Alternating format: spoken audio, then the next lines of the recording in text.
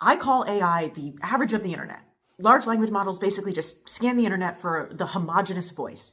And you all know this. When you're in a scroll hole laying in bed at night, you've seen it. And I can pick out in the first 2 to 3 seconds of someone's content if it was generated by AI. And I don't just mean the AI generated videos.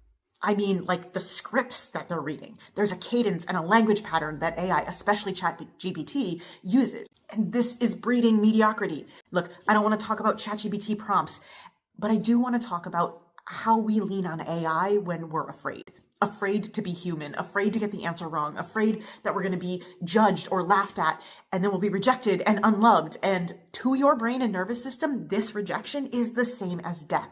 It puts us into survival mode. It freezes us, and then it prevents us from taking action.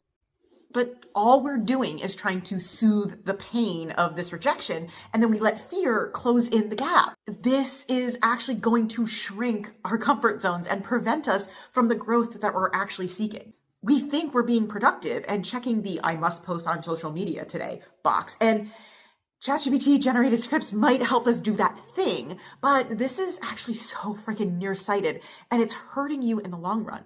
We're training our brain to succumb to the fear and then to just try to blend in by posting something that sounds smart or that the people will like. But I promise people are going to get fatigued by this pretty fast. I'm not a social media expert or even an AI expert, but I am an expert on fear. I have studied neuroscience, but most of the education on the subject happened in the school of hard knocks. I used to do dumb shit like race motorcycles down the freeway at 100 miles an hour or jump off cliffs into the ocean just for fun until I survived attempted murder. And that changed my entire perspective on fear. I learned that we are motivated by pain, but we will never outperform our fear, which is why I am currently writing a book called The Pain Fear Gap, where I will explore exactly how to get out of pain and stop being afraid of the fear that holds us back from doing big shit. And I promise you, it's not with AI.